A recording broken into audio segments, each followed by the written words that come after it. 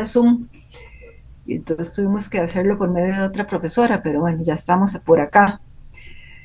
Eh, a mí me corresponde introducir este tema que es el metabolismo. Antes de comenzar, quisiera decirles que cualquier consulta o duda o que algo no se entienda de lo que estoy explicando, en cualquier momento me pueden interrumpir. No es necesario que levanten la mano porque a veces yo estoy con la pantalla acá y no puedo observar eso. Entonces, con solo que interrumpan en cualquier momento, no hay ningún problema y hagan una observación o una pregunta o cualquier cosa. El otro asunto con el tema del metabolismo es que se basa mucho, ¿verdad?, en aspectos químicos.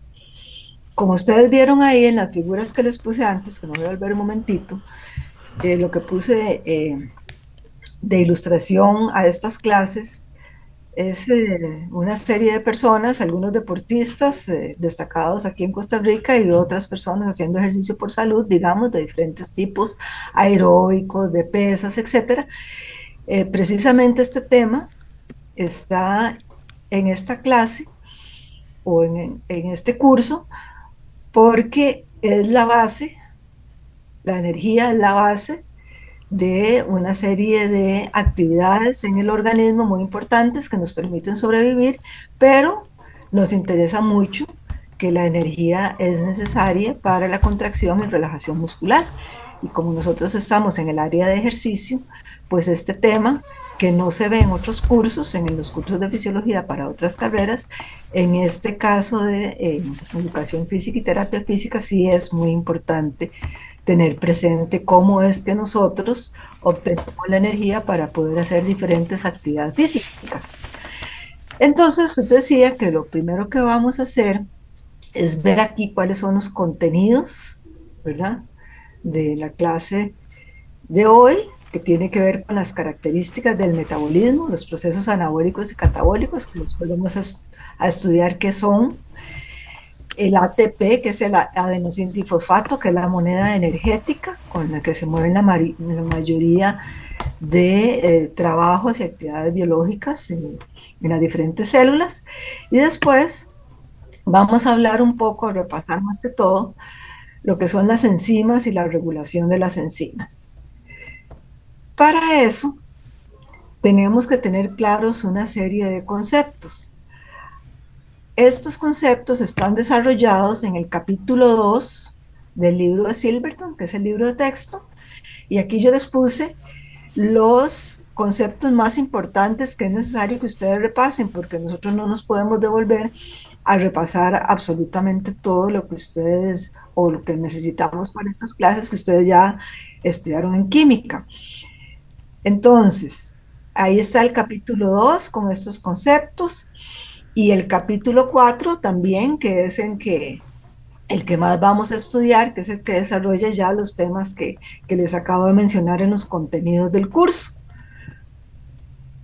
Entonces también yo al final de esta clase les puse eh, materiales complementarios para que ustedes también puedan repasar de ahí algunos conceptos. Y por supuesto están también las horas de atención a estudiantes que en mi caso son los jueves de 11 a 1, eh, pero también si ustedes no pueden en ese momento, a esa hora, me contactan y ya sea que nos veamos cuando ustedes vienen los lunes o si no por Zoom, nos ponemos de acuerdo para tener alguna reunión por Zoom. Aquí estamos en la mejor disposición de que todas las dudas sean aclaradas para que ustedes puedan comprender mejor esta materia. Recuerden que en fisiología todo lo que vamos estudiando al principio se usa después. Este tema de metabolismo no solamente se va a usar durante el curso y para entender también la contracción muscular, sino muy importante para el curso de fisiología del ejercicio, donde vamos a volver a hablar de metabolismo.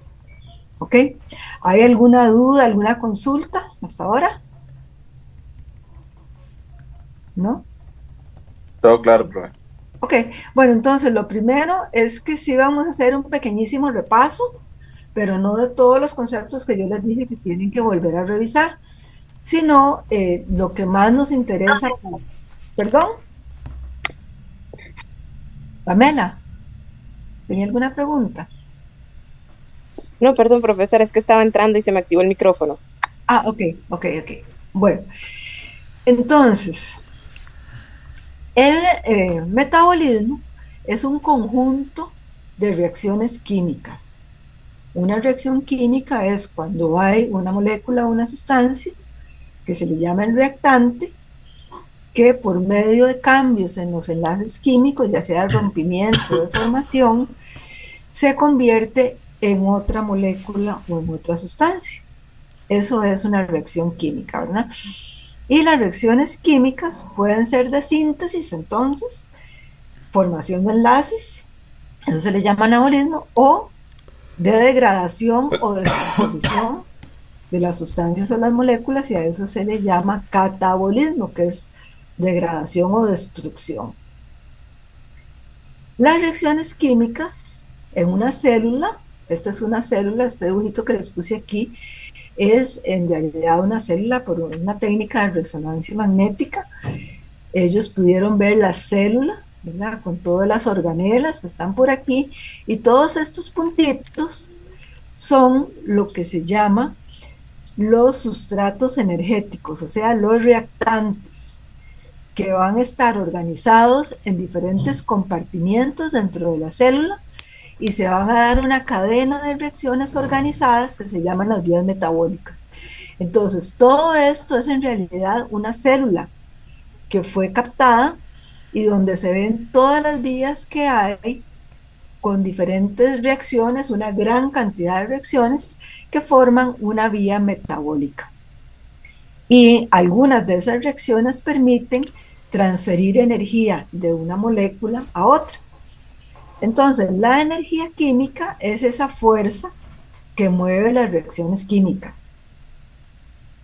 Y precisamente la energía es entonces esa fuerza que nos permite la actividad celular, que nos permite hacer los procesos que son importantes para sobrevivir. Yo les puse ahí los procesos vitales y la síntesis de moléculas.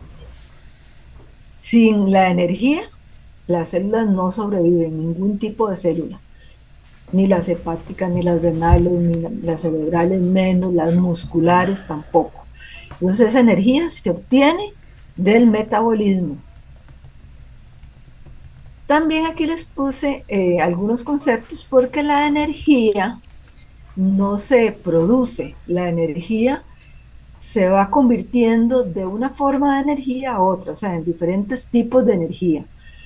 Por ejemplo, la energía química que se transmite o que se transfiere en estos enlaces de las reacciones químicas se puede liberar en forma de calor o se puede, por ejemplo, convertir en trabajo biológico, que sería, por ejemplo, la contracción muscular o la relajación muscular. Es muy importante saber que en los diferentes órganos se requiere esa energía. Ahora vamos a ver para todas las funciones que se ocupan en el cuerpo. Pero digamos, durante el ejercicio, la energía que se transfiere a las diferentes moléculas para que ocurra la contracción es mínima. La mayoría de energía que se obtiene de los procesos de catabolismo se va a convertir en calor. O sea, el músculo esquelético es bastante ineficiente, el cardíaco también.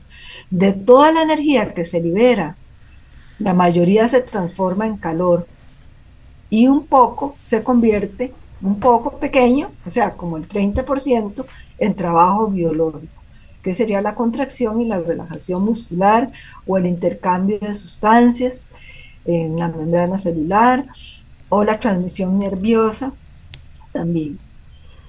Entonces, hay diferentes leyes de la termodinámica, pero una de las leyes más importantes es esa, que la energía no se crea ni se destruye, sino que se transfiere o se transforma en otras formas de energía.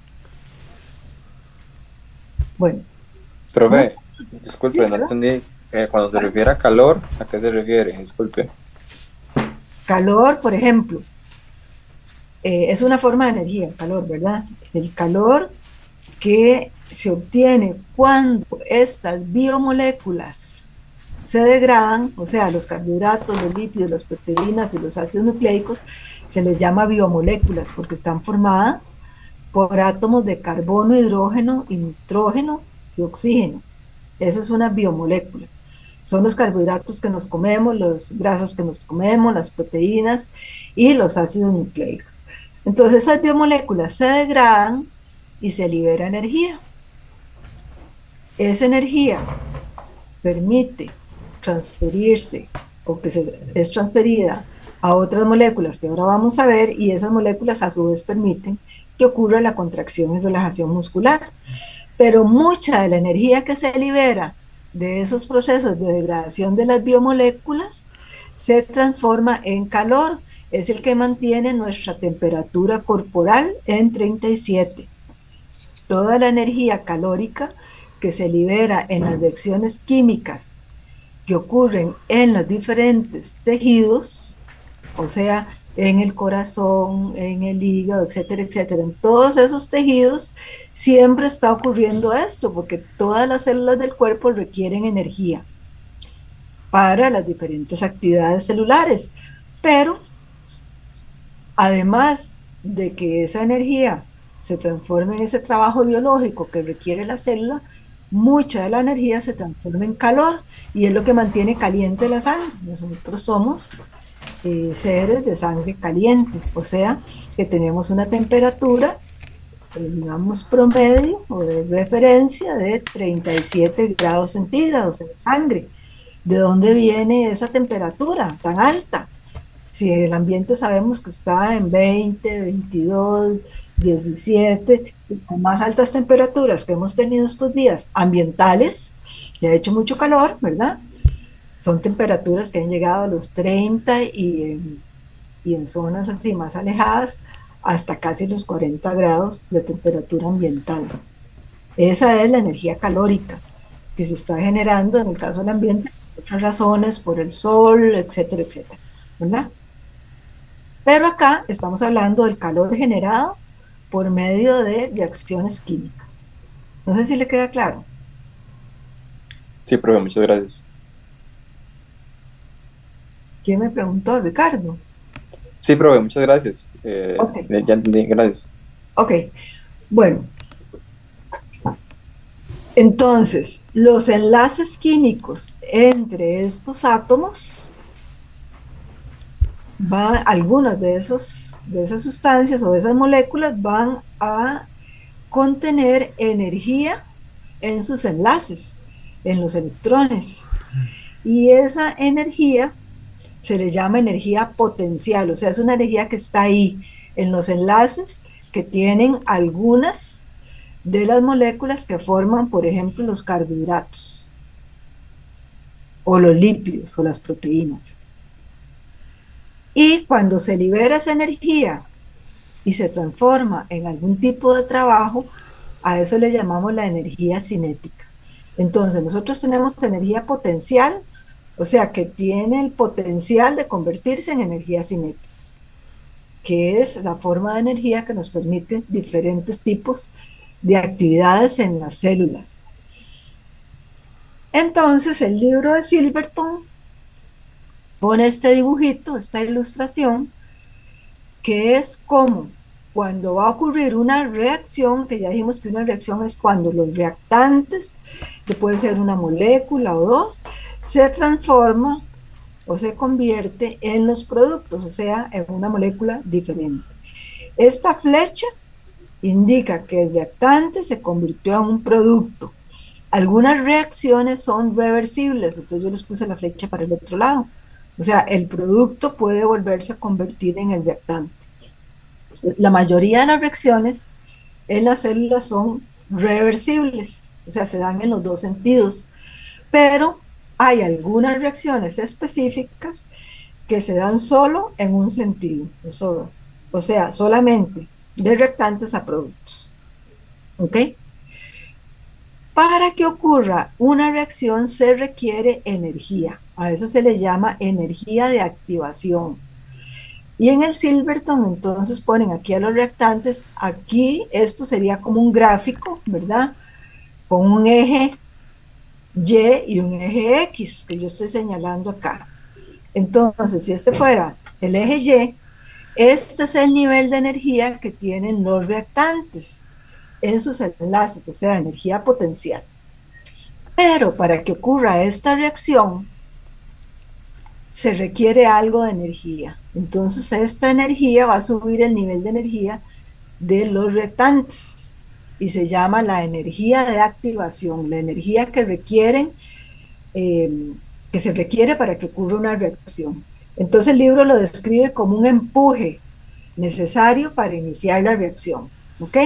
Una vez que estamos en este nivel de energía que está más alto que este, o sea, se elevó todo esto a nivel de energía, una vez que estamos ahí, ocurre la reacción, que es o que se formaron enlaces o que se rompieron enlaces.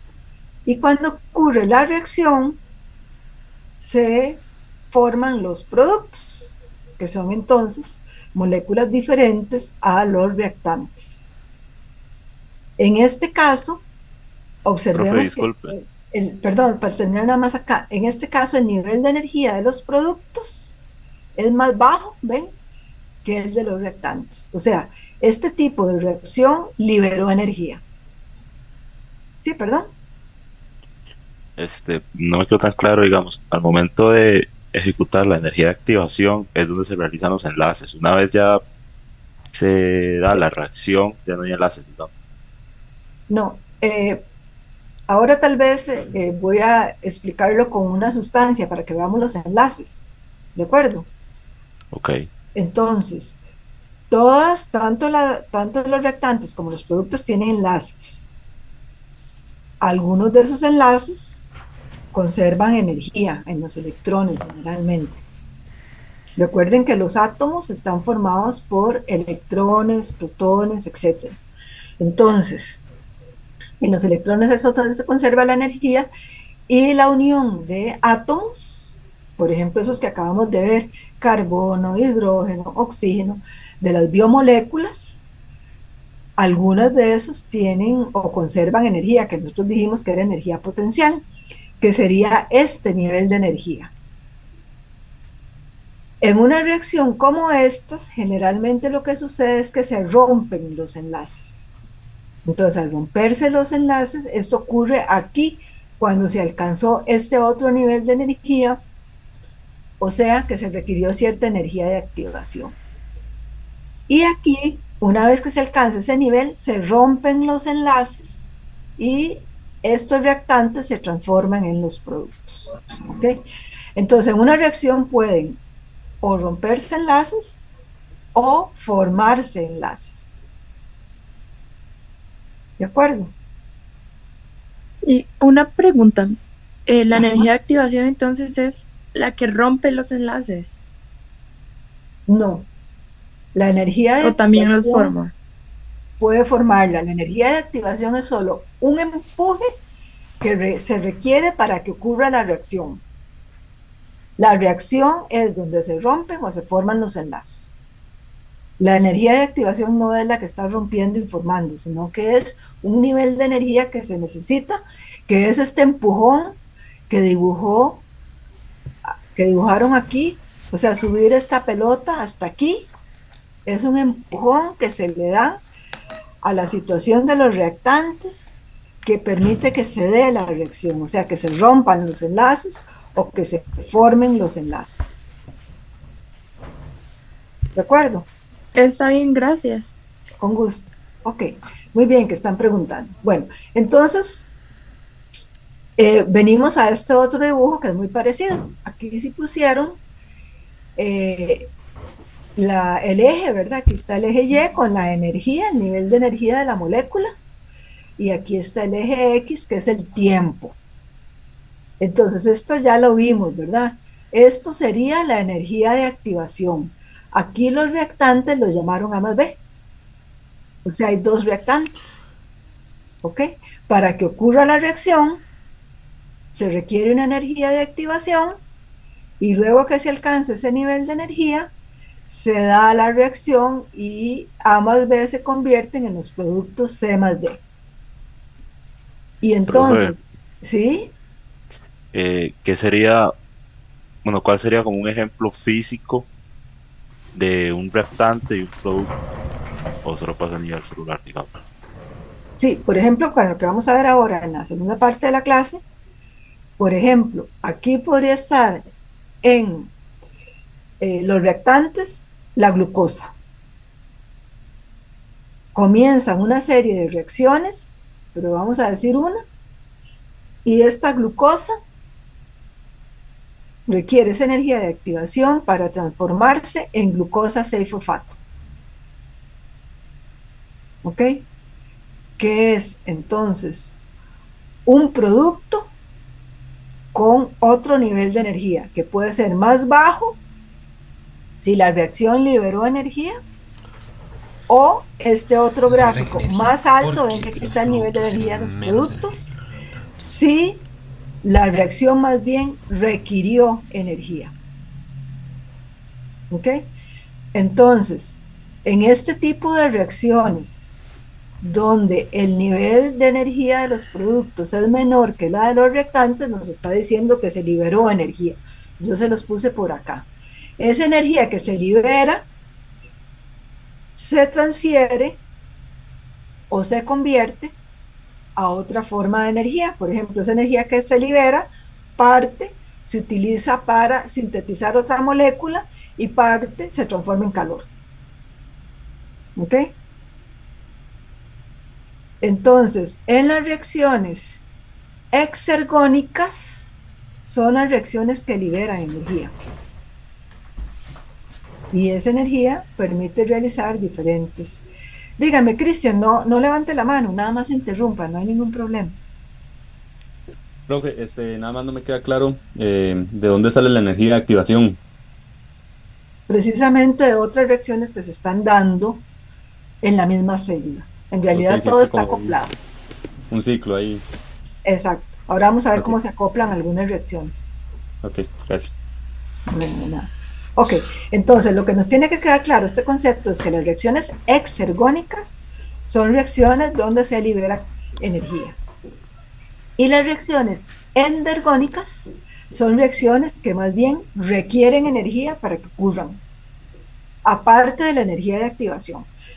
Entonces veamos este otro ejemplo. Aquí está la energía de activación, pero además esta reacción requirió energía. Entonces, en este caso, el reactante, que era E más F, tiene un nivel de energía más bajo que los productos que ven que están aquí más arriba.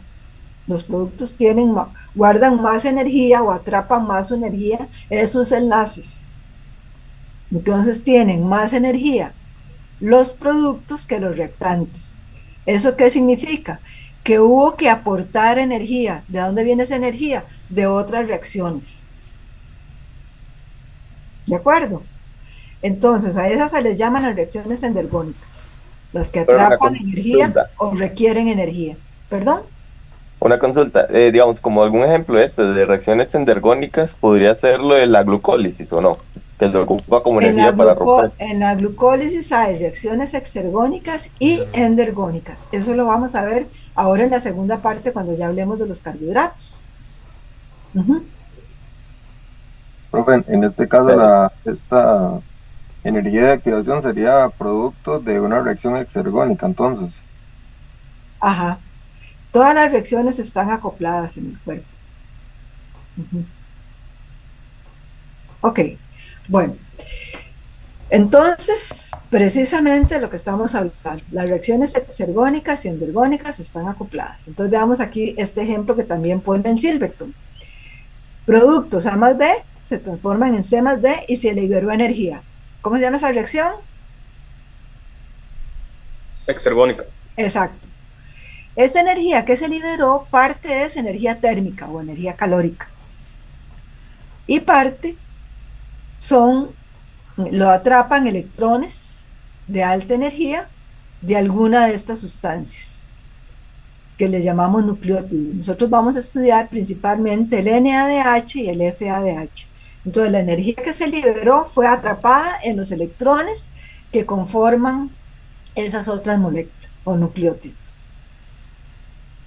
Y estos otros nucleótidos también pueden reaccionar, o sea, o que ocurre una reacción y pasar esa energía al ATP. El ATP es, decíamos, la moneda energética del cuerpo. ¿Ok? Entonces, este ATP va a tener enlaces de alta energía que puede liberar esa energía. Y esa energía que se libera permite una reacción endergónica. O sea, se produjo una reacción exergónica y se liberó energía. Se transportó esa energía y luego ocurre otra reacción que requería energía. ¿De dónde viene esa energía? Bueno, de otras reacciones, precisamente, de las reacciones exergónicas, como muy bien dijeron ustedes. ¿Está claro? Entonces, las reacciones exergónicas y endergónicas están acopladas porque la energía no se pierde, sino que se va a transformar en otro tipo de energía. Ok.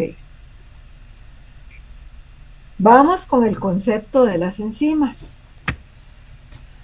Las enzimas, ¿alguien recuerda qué función tienen las enzimas?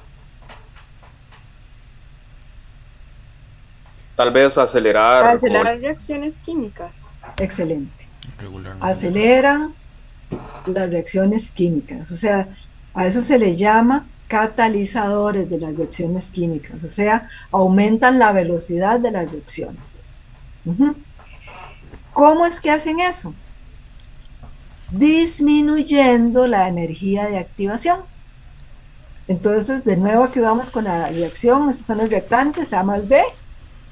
Ya habíamos dicho que se requería cierta energía, cierto empujón, ¿verdad?, para que ocurra la reacción, pero cuando está presente una enzima específica para estos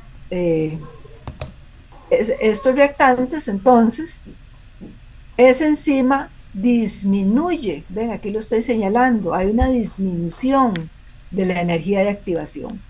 La energía de activación sin enzima era todo esto. Se requería toda esta energía hasta que se alcanzaba el punto donde ocurría la reacción. Pero cuando está presente la enzima específica, la energía de activación es esta. O sea, esto que está aquí. Menor energía de activación en presencia de una enzima. Entonces, ¿qué sucede? La reacción se da más rápidamente. ¿Profe? ¿Sí? Es como que ahorra la energía de activación o la hace más óptima. Como que ahorra un poco la energía de activación, ya que es menos. Sí, exacto. La ahorra, pero nosotros vamos a decir la disminuye. ¿Ok? Disminuye la energía de activación. Entonces, veamos algunas características de las enzimas. Esta es una enzima. La enzima tiene sitios activos que son específicos para los reactantes. Cuando está presente una enzima, a los reactantes se les llama sustratos y son específicos los sitios activos para determinado sustrato. ¿Ok? O sea, una enzima como la lactasa, entonces, ¿qué? Va a actuar sobre la lactosa porque su sitio activo es específico para la lactosa, que es el sustrato. Las personas que no tienen lactasa o que con la edad se va disminuyendo la concentración o la actividad de esa enzima, entonces tienen que, por ejemplo, ingerir leche de lactosada porque no tienen la enzima para convertir la lactosa en otra molécula. ¿De acuerdo? Entonces las enzimas son específicas para los sustratos. Y ahora tenemos que recordar que los sustratos es lo que estábamos llamando reactantes. Nada más que ahora, como está presente una enzima, le llamamos sustratos. ¿Ok? Y son específicos, se unen a los sitios activos de la enzima y forman un complejo enzima-sustrato, que es este. Siempre se forma un complejo enzima-sustrato. Cuando se forma este complejo enzima-sustrato es cuando se reduce la energía de activación. y se da la reacción más rápido. Aquí ya ocurrió la reacción, la enzima, entonces los productos se liberan y la enzima queda tal como era. Y esta enzima queda sin transformarse y puede entonces unirse de nuevo a otros sustratos iguales y volver a que siga ocurriendo la reacción. Entonces, los productos son moléculas diferentes a los sustratos. Entonces, yo por aquí les puse el resumen: enzima más sustrato, complejo enzima sustrato, y luego queda la enzima sin transformarse más el producto. ¿Ok?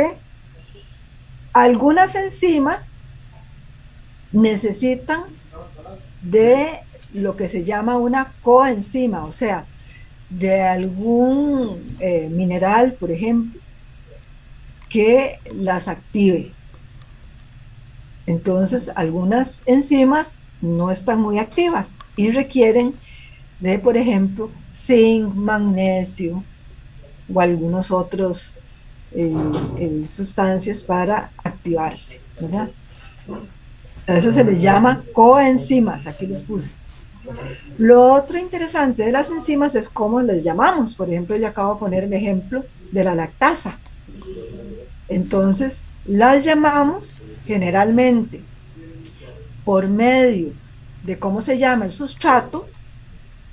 A veces las enzimas, el nombre de las enzimas también agrega la característica de la reacción y con la terminación asa.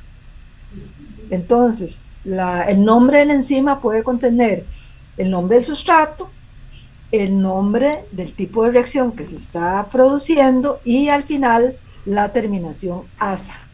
Entonces yo les acabo de hablar de la lactasa, que actúa sobre la lactosa. ¿Ok? Pero aquí les puse algunos ejemplos. Deshidrogenasa. Deshidrogenasa elimina iones hidrógeno y electrones. Reductasa son enzimas que permiten la ganancia de electrones. Después vamos a hablar de las reacciones de reducción. Lipasas, ¿qué harán? Degradan los lípidos. O sea, el proceso de degradación también se llama hidrólisis. Más adelante también vamos a hablar sobre eso. Las quinasas y las fosforilasas agregan fosfatos en una reacción. La fosfatasa más bien elimina fosfato. La sintetasa ayuda a sintetizar o a formar enlaces en alguna reacción. Por ejemplo, nosotros vamos a hablar de la ATP sintetasa, que nos ayuda a sintetizar el ATP o que participa en la reacción que permite sintetizar el ATP. O glucógeno sintetasa nos permite sintetizar glucógeno y así sucesivamente. ¿Hay alguna pregunta con las enzimas? Profe, aquí no se ve, pero ¿verdad que es importante el H2O? Sí, ya vamos a hablar de eso. Ok. Sí, claro. Ok.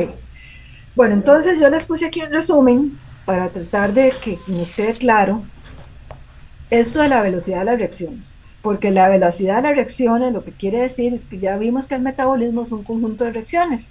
Entonces el metabolismo va más rápido cuando la velocidad de las reacciones es más rápida. Y va más lento cuando la velocidad de las reacciones es más lenta. Entonces eso que dice la gente, que tengo el metabolismo lento, rápido, que puede ser cierto o no, pero definitivamente eso se debe a estas características que vamos a estudiar, donde participan los sustratos y las enzimas. Entonces, por supuesto, y es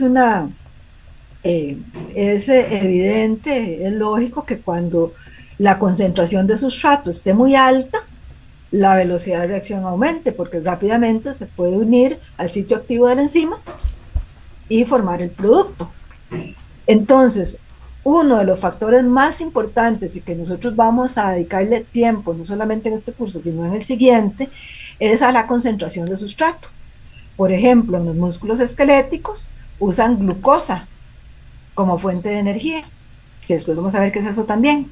Pero entonces, nuestro sistema cardiovascular, el hígado, etcétera, se encarga de que haya un mayor aporte de glucosa al músculo esquelético. Y entonces la concentración de glucosa va a aumentar. en algunos músculos esqueléticos. Y eso va a acelerar las reacciones metabólicas. ¿Ok? Entonces, la concentración de sustrato es uno de los factores más importantes que define la velocidad de las reacciones metabólicas. Y lo otro es la concentración de la enzima, por supuesto, ¿verdad? Si hay más enzima, pues vamos a tener que también hay más posibilidad de que se una al sustrato y por lo tanto la velocidad mayor. Entonces hasta ahí todo muy lógico, ¿verdad? Ahora veamos la enzima, cómo es que se regula esa concentración de la enzima. Esa concentración de la enzima se regula por medio de la síntesis de la enzima. Se me olvidó decirle que todas las enzimas son proteínas. Entonces las proteínas se sintetizan por órdenes que vienen del núcleo de las células, por órdenes que después vamos a estudiar también cuando veamos proteínas, que vienen de los genes. Entonces las enzimas se sintetizan por medio de esas órdenes y luego también se pueden degradar. Nosotros estamos en un ciclo entonces siempre de síntesis y degradación de proteínas y de enzimas también, por supuesto que son proteínas. Entonces la concentración de la enzima va a depender de cómo está su síntesis y cómo está su degradación.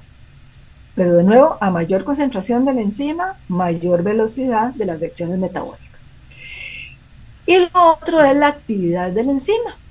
Y ya vimos que hay moduladores, moléculas moduladores que pueden activar más la enzima, por ejemplo, algunas coenzimas y algunas otras sustancias o moléculas, y también hay inhibidores de las enzimas. Entonces, la actividad de la enzima va a estar también modulada, o sea, regulada por diferentes sustancias que no vamos a ver porque son muchas dependiendo de la enzima que sea. Eso no lo vamos a estudiar porque no tenemos tiempo en el curso. Nada más saber que se puede modificar ya sea la concentración de la enzima o la actividad de la enzima. Y lo otro que nos queda por estudiar aquí son los productos. Si hay más producto, porque esta reacción está muy rápida, ¿qué creen que le pasa a la velocidad de la reacción? Se reduce. Disminuye. Claro, claro, es lógico, ¿verdad? Si hay mucho producto, pues ese producto va a inhibir a las enzimas y la velocidad de reacción va a bajar y tiene lógica. ¿Para qué vamos a gastar un montón de dinero, un montón de energía, etcétera, en unas reacciones donde no se requiere ya más producto? Eso se llama inhibición por producto final. Entonces las enzimas, la actividad de las enzimas puede regularse por activándola más o activándola menos. Uno de los factores que la activa menos es mucho producto, pero también hay inhibidores, como dijimos. Entonces hay, por ejemplo, algunas moléculas que engañan, por decirlo de alguna forma, entre comillas, a la enzima y se unen al sitio activo, pero no es el sustrato. Es otra molécula, se une ahí y no permite que se une el sustrato, no se produce la reacción. Hay otras moléculas que no se unen en el sitio activo, sino que se unen en otra parte de la enzima, pero transforman su estructura química y entonces tampoco pueden unirse al sustrato. Esas son las inhibiciones que ocurren de la enzima y entonces la velocidad de la reacción es baja o no se produce del todo la reacción. ¿Ok? Bueno. Entonces veamos eso que estamos hablando, de la regulación de la velocidad de las reacciones, porque por ejemplo cuando hacemos ejercicio la velocidad de las reacciones aumenta, lógicamente, ¿verdad?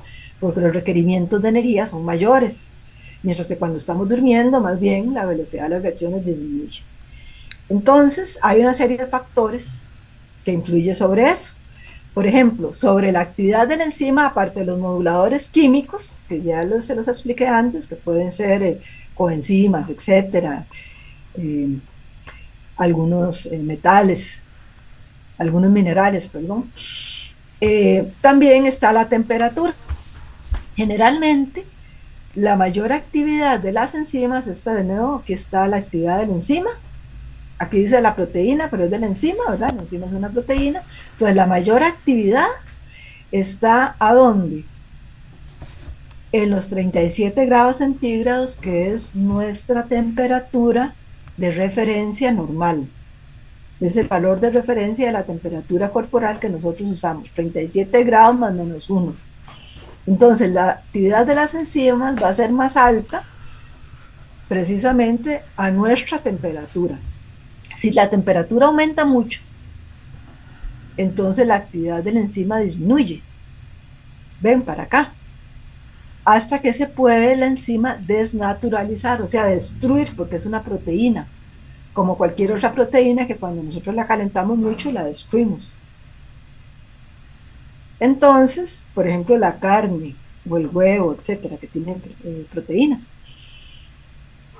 Entonces, la actividad de enzima disminuye. De hecho, cuando la temperatura pasa de 42 grados en la sangre, ya comenzamos a tener una serie de problemas en el metabolismo, y el metabolismo es el que nos permite tener todas las reacciones que mantienen la actividad cerebral, la actividad cardíaca, la actividad renal, etcétera. Entonces, si la actividad de las enzimas baja, nosotros estamos en riesgo de muerte, y de hecho por encima de los 42 grados ya vienen una serie de trastornos, no solamente porque se reduce la actividad de las enzimas, sino por otra serie de razones que después vamos a estudiar en el curso de fisiología del ejercicio. Vamos a tener toda una clase de termorregulación, porque durante el ejercicio se eleva la temperatura corporal. De hecho se eleva porque el metabolismo está más acelerado, y ya dijimos que mucha de la energía que se obtiene de la degradación de los alimentos se transforma en calor, ¿verdad? Entonces nos eleva la temperatura corporal. Profe, ¿Sí? y verdad que la presencia de inhibidores también ayudaría en este caso a la disminución de la actividad enzimática. Ah, sí, claro. Por eso yo les puse aquí moduladores, ¿verdad? Que ya se los expliqué. En el gráfico estamos viendo algo que normalmente no cambia, ¿verdad? Que nosotros tenemos esa temperatura de 37 grados y tenemos un reflejo que la mantiene ahí, o por lo menos trata. El reflejo termorregulador. Esa es una variable controlada. Y entonces esos reflejos nos permiten mantener nuestra temperatura en 37 más menos 1. Pero cuando ya es mucho, la formación de calor, por ejemplo, durante el ejercicio, entonces la temperatura se eleva por encima de los 37 grados, y aunque tengamos el reflejo activo, no va a ser posible bajar la temperatura a 37, sino que se nos sube. ¿De acuerdo? Bueno, y también la temperatura, al disminuirse, va a reducir la actividad de las enzimas. Por ejemplo, aquí no estudiamos mucho eso, pero por ejemplo en una poza o en un río muy frío, la temperatura que nosotros nos metemos ahí, la temperatura puede bajar.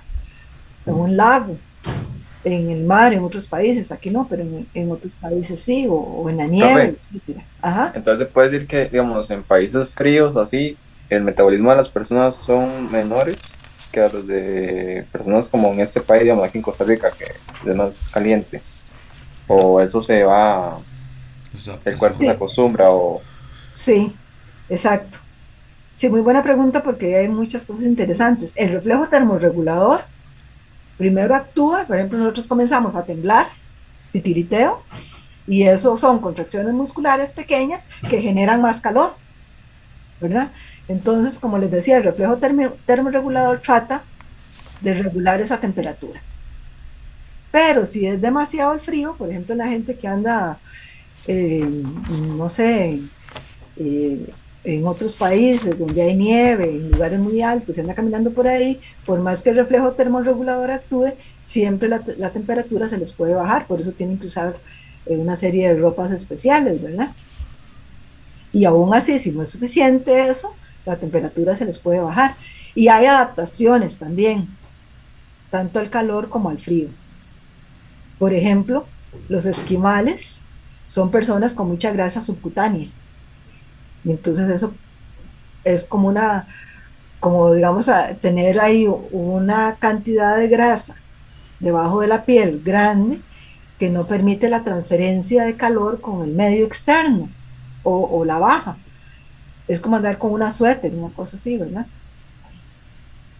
Bueno, pero entonces sí, hay adaptaciones, hay cosas que se dan en el mismo momento cuando cambia la temperatura, y hay cosas que se dan como adaptación si la persona ya vive en ese tipo de ambiente. Bueno, pero volvamos a la velocidad de las reacciones, que es lo que estamos estudiando, porque ya casi nos tenemos que ir al recreo. Terminamos con esto. El pH. Entonces, no sé qué pasó aquí, pero bueno. El pH dice que un participante ha habilitado los subtítulos, no sé. Vamos a quitar eso. El pH, que es el grado de acidez, ¿verdad? Tienen que estudiar, repasar, a ellos se los puse dentro de los conceptos que tienen que repasar, es el pH, pero es el grado de acidez, o sea, el logaritmo negativo de la concentración de iones de hidrógeno. Entonces, un pH ácido, como ocurre en el estómago, por ejemplo, aquí tenemos una enzima donde la actividad es más alta, pH ácido, que es una enzima que está activa en el estómago cuando comemos y se libera ácido clorhídrico. Hay otras enzimas como la tripsina, que más bien se libera cuando nosotros liberamos los jugos pancreáticos, que más bien son alcalinos, entonces el pH está muy alto y la actividad máxima de la enzima es un pH alto. Pero la mayoría de las enzimas, sobre todo la que nosotros vamos a estudiar, que son las que están dentro del músculo, porque principalmente vamos a estudiar el metabolismo muscular, pues la mayoría de las enzimas están a un pH que es el pH de referencia que nosotros tenemos, que es alrededor de 7,4. ¿Ok? Bueno, y este gráfico es la concentración de la enzima. Entonces, aquí está en el eje X la concentración de la enzima. A mayor concentración de la enzima, mayor velocidad de la reacción. Ven que es una relación proporcional, directamente proporcional. ¿Ok? Todo esto del Silverton, eso no es del Silverton porque quería enseñarles que las actividades de la enzima, dependiendo de dónde estén, pueden ser a pHs diferentes, pero las que nosotros vamos a estudiar son como estas, a pH alrededor de 7,4. Bueno, y aquí está la cantidad del sustrato, que aquí le pusieron ligando, pero es el sustrato. Entonces la velocidad de la reacción, de nuevo, versus la concentración del sustrato. Entonces aquí aumenta, pero hay un momento de saturación. O sea, aunque aumente más el sustrato, si no hay más enzima, pues entonces se van a saturar las enzimas y esta curva ya no sigue creciendo, sino que se aplana. ¿Ok? Entonces, aunque haya mucho sustrato, si tenemos la enzima saturada, o sea, todas las enzimas ya están unidas con los sustratos al sitio activo, pues no va a seguir aumentando perdón, la velocidad de las reacciones. Ok, bueno, vamos a parar aquí, son las 7:55, para que se den una caminadita por ahí, tomen agua, yo también, y ahora dentro de 10 minutos, o sea, a las 8:05, regresamos para terminar este tema y comenzar el tema de los carbohidratos. Bueno, nos vemos en un ratito.